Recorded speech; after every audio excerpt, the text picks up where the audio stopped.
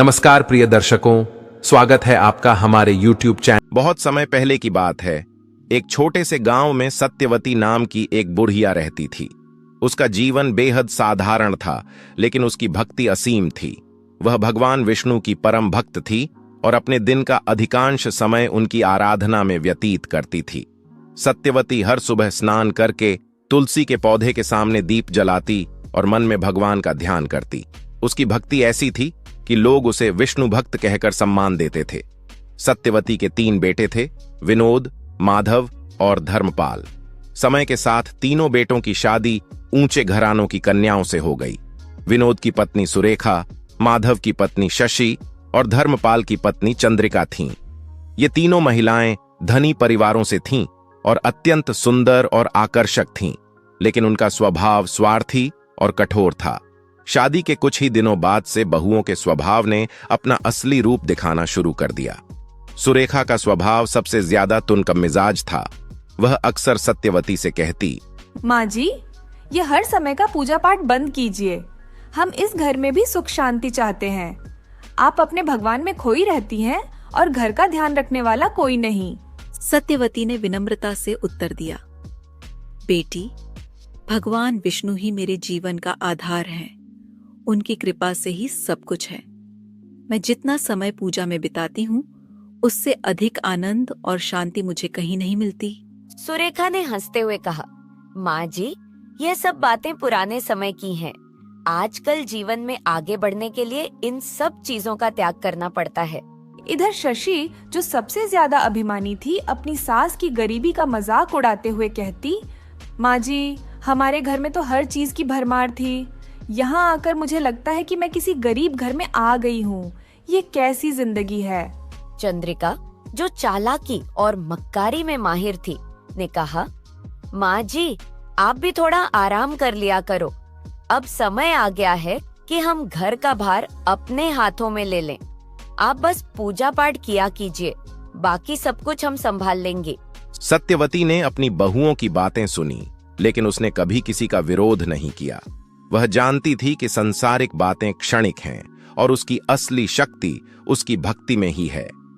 वह चुपचाप भगवान विष्णु की पूजा में लगी रहती, लेकिन बहुओं का असंतोष धीरे धीरे बढ़ता गया। एक दिन तीनों बहुओं ने आपस में बैठक की। सुरेखा ने सबसे पहले अपना गुस्सा व्यक्त किया। अब और बर्दाश्त नहीं होता। हम क्यों इस तरह से गरीबी में घुट घुट कर जिएं? हमें अपने पतियों से अलग होने की बात करनी होगी। माँ जी को अलग कर देना ही सबसे अच्छा उपाय है। शशि ने सिर हिलाते हुए कहा, हाँ दीदी, तुम्हारी बात बिल्कुल सही है। हमें अपनी माँ जी से अलग रहना चाहिए, तभी हम अपने जीवन का आनंद ले सकते हैं। चंद्रिका ने चालाकी से सुझाव दिया, लेकिन हमें यह काम बड़ी सावधानी से करना होगा।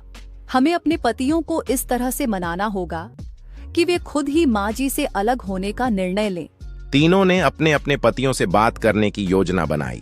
उस रात जब विनोद, माधव और धर्मपाल घर लौटे तो उनकी पत्नियां रोने लगीं और अपने दुखड़े सुनाने लगीं। सुरेखा ने विनोद से कहा, देखो विनोद, मैं इस घर में और नहीं रह सकती। तुम्हारी माँ के साथ रहना मेरे लिए असंभव हो गया है। मैं चाहती हूँ कि हम अलग हो जाएं और अपने घर में सुख शांति से रहें। विनोद, जो अपनी पत्नी से बेहद प्यार करता था, उलझन में पड़ गया।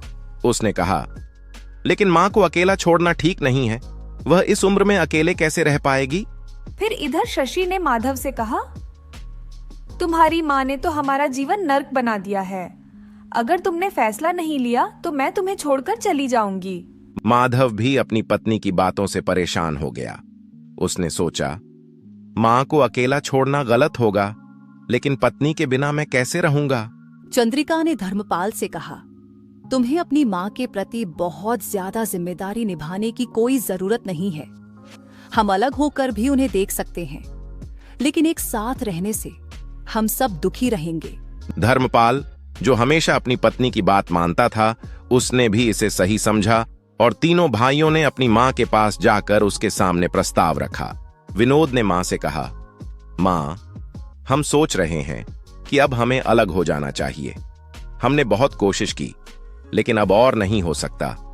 हम तुम्हारे लिए एक छोटा सा हिस्सा छोड़ देंगे जिससे तुम अपनी पूजा पाठ कर सको। सत्यवती ने अपने बेटों की बातें सुनी और उसका दिल टूट गया।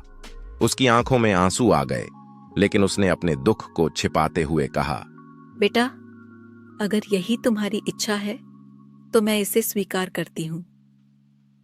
मेरे लिए भगवान विष्णु ही सब कुछ है और उनका आशीर्वाद मेरे साथ है। तुम सब सुखी रहो, यही मेरी प्रार्थना है। फिर संपत्ति का बंटवारा हुआ और सत्यवती को एक छोटा सा हिस्सा मिला। वह छोटे से घर में अकेली रहने लगी। उसका जीवन कठिन था, लेकिन वह संतुष्ट थी क्योंकि उसकी भक्ति ही उसका सबसे बड़ा सहारा थी। वह हर दिन तुलसी की पूजा करती, अपने छोटे से घर में भगवान का ध्यान लगाती और यही सोचती कि उसके बेटे सुखी रहें। इस बीच भगवान श्री कृष्ण सत्यवती की असीम भक्ति से प्रसन्न होकर साधारण मनुष्य का रूप धारण करके उसके दरवाजे पर आए। उनके चेहरे पर करुणा की आभा थी और उनकी आंखों में दिव्यता की चमक। उन्होंने सत्यवती से कहा, मां, मैं एक यात्री हूं, मुझे कुछ समय के लिए आश्रय चाहिए। क्या आप मुझे अपने घर में ठहरने की अनुमति देंगी? सत्यवती ने उनके चरण स्पर्श करते हुए कहा, आप तो स्वयं भगवान का रूप हैं। मेरे घर में आपका स्वागत है। भगवान श्री कृष्ण ने उसे एक बीज दिया और कहा, मां, यह बीज तुम्हें भूख से बचाएगा। जब भी भूख लगे इसे ग्रहण करना, तुम्हारा पेट भर जाएगा। सत्यवती ने भगवान को धन्यवाद दिया और उसे ग्रहण किया। उसकी भक्ति ने उसे संतोष और शांति दी। लेकिन इधर तीनों बहुओं के मन में एक बार फिर से षड्यंत्र का बीज अंकुरित हुआ। सुरेखा ने कहा, यह कैसे संभव है कि माँ जी अब भी इतनी तंदुरुस्त और खुशहाल हैं? जरूर कुछ गड़बड़ है, हमें इसका पता लगाना होगा।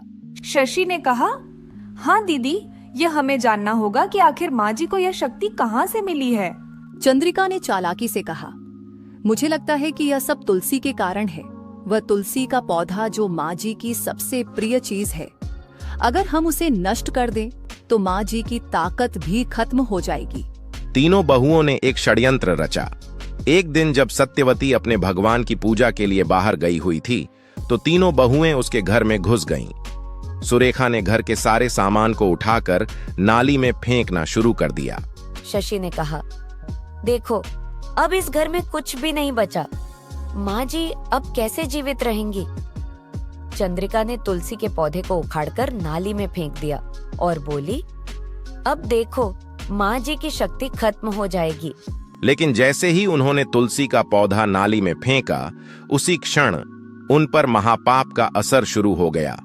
उनके शरीर में अजीब सा बदलाव आने लगा और देखते ही देखते वे तीनों सुअरनी बन गईं। वे चिल्लाने लगी, ये क्या हो गया? हम सुअर क्यों बन गईं? उनकी आवाजें अब घुरघुराने जैसी हो गई थीं और वे इंसानी शब्द बोलने में असमर्थ थीं। जब वे घर लौटीं, तो उनके बच्चे भी उन्हें पहचान नहीं पाए। बच्चे डरकर अपने पिता से कहने लगे, पिताजी, ये सुअरनी हमारे घर में क्यों आई हैं? इन्हें बाहर निकालिए। पतियों को जब सच्चाई का पता चला तो वे घबरा गए। वे भागते हुए अपनी मां के पास पहुंचे और उसकी माफी मांगने लगे। विनोद ने कहा, मां, हमने बहुत बड़ी गलती की है। हमारी पत्नियां अब सुअरनी बन गई हैं। कृपया हमें माफ कर दो और हमारी सहायता करो। सत्यवती ने अपनी बहुओं की दयनीय स्थिति देखी और उसकी आंखों में आंसू आ गए। उसने भगवान विष्णु से प्रार्थना की, हे प्रभु, मेरी बहुओं ने पाप किया है, लेकिन कृपा करके उन्हें माफ कर दीजिए।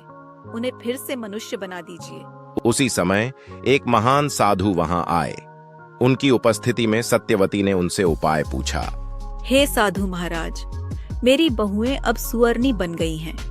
कृपया मुझे बताइए, मैं क्या कर सकती हूँ? साधु महाराज ने गंभीर स्वर में कहा, माँ, यह सब उनके पापों का फल है। उन्होंने पवित्र तुलसी का अपमान किया है, लेकिन अगर वे सच्चे मन से प्रायश्चित करें तो उनका उद्धार हो सकता है। सत्यवती ने विनम्रता से पूछा, हे महाराज, कृपया मुझे उपाय बताइए। मैं क्या कर सकती हूँ जिससे मेरी बहुएं फिर से मनुष्य बन सकें? साधु महाराज ने कहा, तुम्हें विष्णु भगवान की पूजा करनी होगी और तुलसी के पत्ते के साथ प्रसाद बनाकर भगवान को भोग लगाना होगा। फिर तुम्हारी बहुएं उस प्रसाद को ग्रहण करें और तुलसी के पौधे को जल चढ़ाएं, तभी वे पुनः मनुष्य बन सकेंगी। सत्यवती ने साधु महाराज के बताए अनुसार विधि विधान से पूजा की। उसकी भक्ति इतनी प्रबल थी कि भगवान विष्णु ने उसकी प्रार्थना सुन ली। सत्यवती ने विष्णु भगवान को तुलसी पत्र अर्पित कर भोग लगाया और फिर अपने बेटे और बहुओं को बुलाकर कहा, इस प्रसाद को ग्रहण करो और तुलसी के पौधे को जल चढ़ाओ। केवल तभी तुम लोग इस श्राप से मुक्त हो सकते हो। तीनों बहुएं बहुत ही लज्जित थीं, लेकिन उनके पास कोई और रास्ता नहीं था। उन्होंने प्रसाद ग्रहण किया और तुलसी के पौधे को जल चढ़ाया।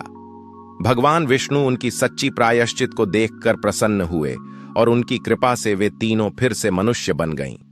अब तीनों बहुएं अपनी सासू मां के पास आईं और रोते हुए माफी मांगी। माँ, हमने बहुत बड़ी गलती की, हमें माफ कर दो। सत्यवती ने उन्हें अपने आशीर्वाद दिए और कहा, भगवान ने तुम्हें माफ कर दिया है तो मैं भी तुम्हें माफ करती हूँ, लेकिन आगे से किसी का दिल मत दुखाना। बेटों ने भी अपनी मां से माफी मांगी और वादा किया कि वे कभी भी अपनी पत्नियों के कहने पर मां से अलग नहीं होंगे। इसके बाद सभी ने प्रेम से मिलकर रहने का निर्णय लिया। सत्यवती के आशीर्वाद और भगवान विष्णु की कृपा से उनका घर फिर से खुशहाल हो गया। इस प्रकार भक्ति की शक्ति और भगवान की कृपा ने सत्यवती और उसके परिवार को एक नया जीवन दिया। इस कथा से हमें यह सीख मिलती है कि सच्ची भक्ति और प्रायश्चित से सबसे बड़े पाप भी मिट सकते हैं और जीवन में सुख शांति का मार्ग प्राप्त किया जा सकता है। तो दोस्तों, आपको यह कथा कैसी लगी कमेंट करके अवश्य बताएं। जानकारी अच्छी लगी तो वीडियो को लाइक जरूर करें और कमेंट में जय श्री कृष्ण और जय मां तुलसी जरूर लिखें। साथ ही चैनल को सब्सक्राइब करें। आप सभी का धन्यवाद।